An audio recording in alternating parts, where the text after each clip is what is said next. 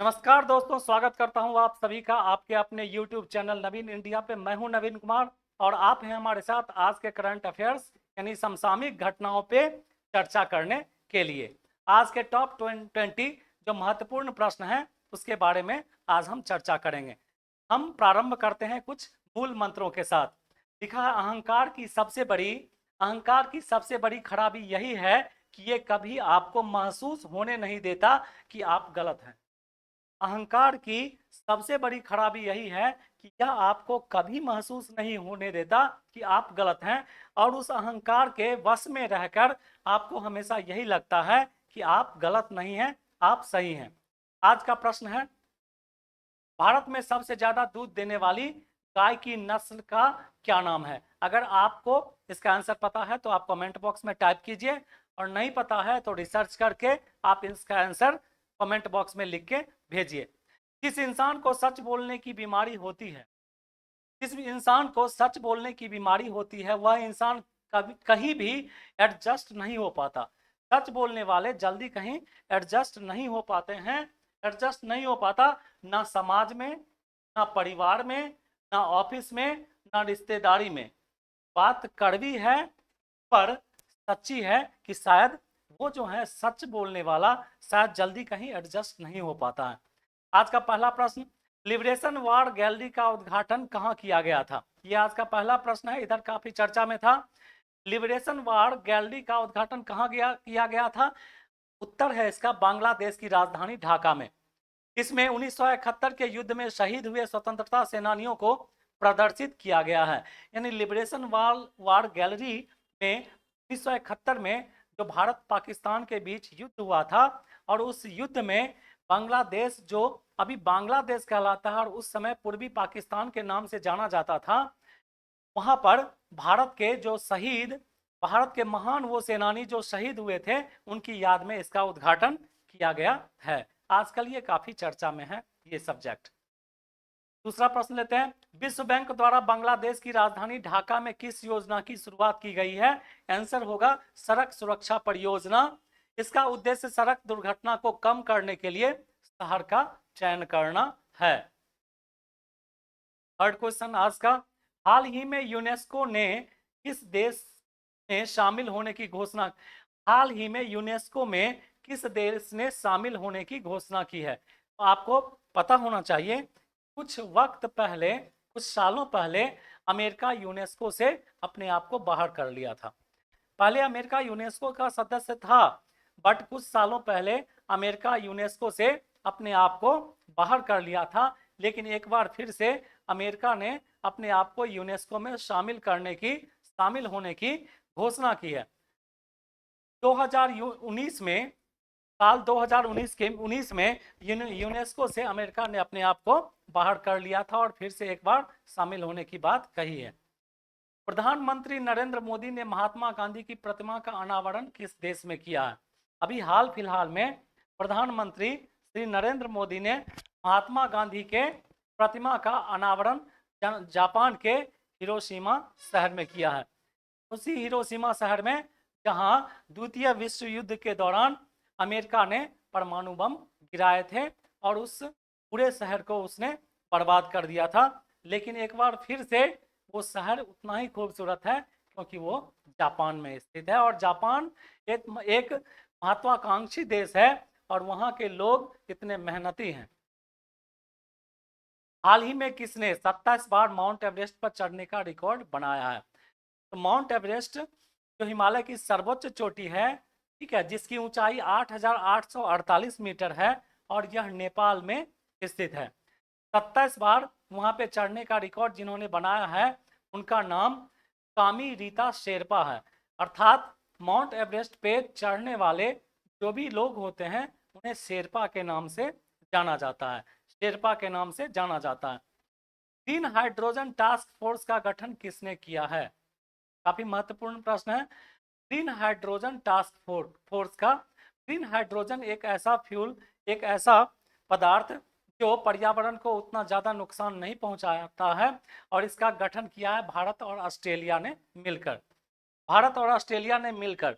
नवीकरणीय ऊर्जा के क्षेत्र में सहयोग बढ़ाने के लिए इस टास्क का गठन किया गया है।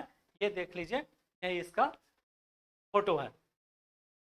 रिन्यूएबल जो एनर्जी है जिसे हम फिर से बना सकते हैं, वैसे एनर्जी सोर्स के रूप में इसका गठन किया गया है। और इसका गठन किसने किया है? तो भारत और ऑस्ट्रेलिया दोनों ने एक साथ मिलकर।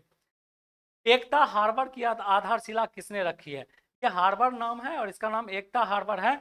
इसकी आधारशिला रक्षा मंत्री श्री राजनाथ सिंह ने रखी है। एकता हार्बर की आधारशिला उन्होंने मालदीव में रखी है। एकता हार्बर की आधारशिला उन्होंने मालदीव में रखी है। इटली की luxury fashion brand Gucci, GUCI, Italy की लग्जरी ब्रांड है, इसका नाम गुशी है, ने किसे अपना ग्लोबल ब्रांड एम्बेसडर चुना है? ठीक है, इटली को आपको पता होना चाहिए, इटली के मिलान शहर को इस फैशन का मक्का कहा जाता है। इटली के मिलान शहर को विश्व फैशन का मक्का भी कहा जाता है और फैशन की दुनिया में इटली लगभग प्रथम स्थान पे आता है। और यही कारण है कि मिलान शहर को मक्का के फैशन के मक्का के नाम से जाना जाता है। और इसके लिए उन्होंने अपना ब्रांड एम्बेसडर जिन्हें बनाया है उसका नाम है आलिया भट्ट। उनका नाम है आलिया भट्ट। इन्होंने अपना ब्रांड एम्बेसडर बनाया है और चुना है। म्यांमार के सितवे बंदरगाह का संचालन भारत ने किस प्रोजेक्ट के तहत किया है? तो म्यांमार एक देश है, बर्मा इसका नाम था।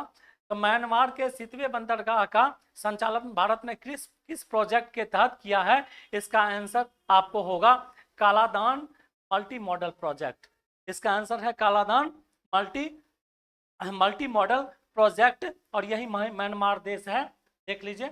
और यहीं पे इन्होंने सितवे बंदरगाह का अनावरण संचालन किया है। चलिए फिर से देखते हैं, अगला प्रश्न लेते हैं।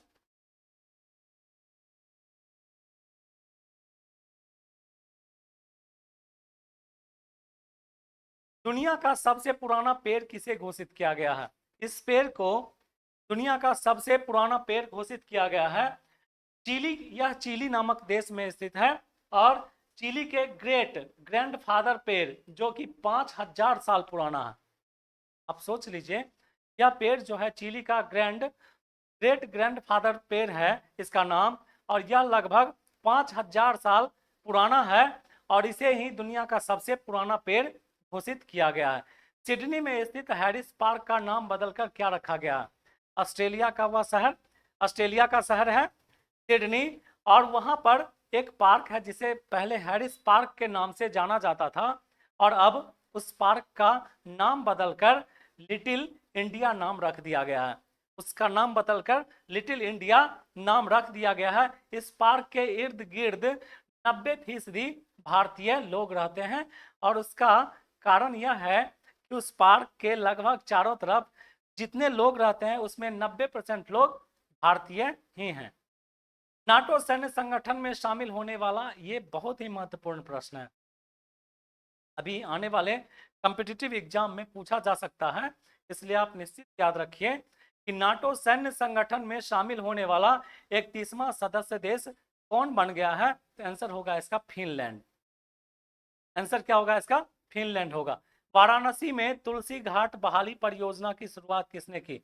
बनारस, जिसका नाम वाराणसी है, उत्तर प्रदेश में स्थित है और जहां से हमारे प्रधानमंत्री श्री नरेंद्र मोदी MP का चुनाव जीतते हैं और लड़ते हैं।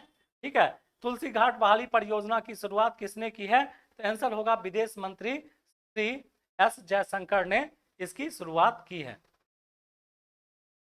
भारतीय 14वां प्रश्न लेते हैं। भारतीय प्रधानमंत्री श्री नरेंद्र मोदी को डिजिटल डे पैरेड पर किस देश ने आमंत्रित किया है? वो देश है फ्रांस, जिसने भारत के प्रधानमंत्री श्री नरेंद्र मोदी को फ्रांस के राष्ट्रपति मैनुअल मैक्रो हैं जो अभी G20 के बैठक में भी आए थे और इन्होंने भारत के प्रधानमंत्री को वहां पे आमंत्रित किया था। 15वां प्रश्न, हाल ही में जारी हारून ग्लोबल रिच लिस्ट के अनुसार अरबपति की संख्या के मामले में चीन और अमेरिका के बाद तीसरे स्थान पे कौन सा देश आता है? ये अरबपतियों की जनसंख्या, अरबपतियों की संख्या के आधार पर कि किस देश में कितने अरबपति हैं, और प्रथम स्थान पर अमेरिका आता है, दूसरे स्थान पर चाइना आता है, और तीसरा स्थान भारत का है, जिसमें विश्व के सर्वाधिक अरबपति हैं और यहाँ बने हैं। 16वां प्रश्न, संयुक्त राष्ट्र विश्व जल विकास रिपोर्ट 2023 के अनुसार 2050 तक कौन सा देश जल की कमी से, यानी संयुक्त राष्ट्र ने इस बात की घोषणा की है एक रिसर्च के हिसाब से कि 2050 ईस्वी तक एक ऐसा देश जो जल की संकट से काफी जूझ रहा होगा, और उस देश का नाम भारत है। उस देश का नाम भारत है। हाल ही में जारी आंकड़े के अनुसार श्रीलंका के पर्यटन क्षेत्र में शीर्ष स्थान पर कौन सा देश रहा, यानी श्रीलंका में जो भी पर्यटक जाते हैं और उस पर्यटन के मामले में अभी हाल ही में प्रथम स्थान पर रहने वाला देश भारत है। 18वां प्रश्न, 50 स्टार्टअप एक्सचेंज प्रोग्राम की शुरुआत किन किन देशों के बीच हुई है। 50 स्टार्टअप जो है, स्टार्टअप कहा जाता है किसी भी देश के कुछ ऐसे प्रोग्राम्स जो उस देश में इनोवेशन लाते हैं, नए नए काम करते हैं, नए नए फैक्ट्री लगाना या और भी सारे काम करना, ये सभी स्टार्टअप के अंतर्गत आते हैं, और इसकी शुरुआत भारत और बांग्लादेश ने मिलकर की है। 19वां प्रश्न लेते हैं, मुर्रा किस जानवर की नस्ल है। तो मुर्रा जो है, आपको पता है इस प्रश्न का उत्तर कई बार एग्जाम में पूछा भी जा चुका है। मुर्रा जो है सो भैंस की एक प्रजाति है, भैंस की एक प्रजाति है। 20वां प्रश्न, आज के टॉप 20 क्वेश्चंस के ये 20वें प्रश्न है, G20 शिखर सम्मेलन का आयोजन किस देश में किया गया है। तो अभी आप समझ लीजिए, इस साल G20 शिखर सम्मेलन का आयोजन जो है भारत के नई दिल्ली में किया गया था, और 2024 में इस शिखर सम्मेलन का आयोजन जो है सो ब्राजील को दिया गया है, जहां अगले साल ब्राजील में G20 का शिखर सम्मेलन होगा। G20 के शिखर सम्मेलन में इस बार 21वें सदस्य के रूप में किसे चुना गया है। तो 21वें सदस्य के रूप में अफ्रीकी यूनियन को चुना गया है, और अफ्रीकी यूनियन जिसमें लगभग 55 देश शामिल हैं, उन्हें ही 21वें सदस्य के रूप में चुना गया है। सवाल ये भी उठता है कि क्या G20 के सदस्य देशों में अगर 21वें सदस्य के रूप में अफ्रीकन यूनियन को चुना गया है, तो क्या अब G20 का नाम G21 हो जाएगा।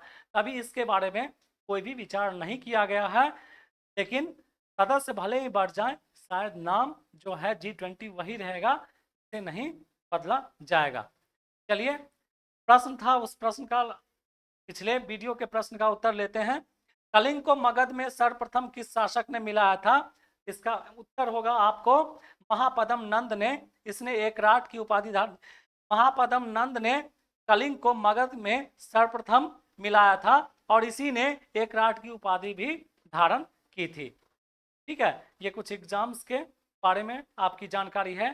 तो ये आज के जो टॉप 20 क्वेश्चन थे करंट अफेयर्स के, वो काफ़ी महत्वपूर्ण थे। आप अपने दोस्तों को भी शेयर कीजिए, ताकि अच्छा लगे तो सब्सक्राइब भी कीजिए। मिलते हैं अगले टॉप 20 प्रश्नों के साथ, तब तक आपको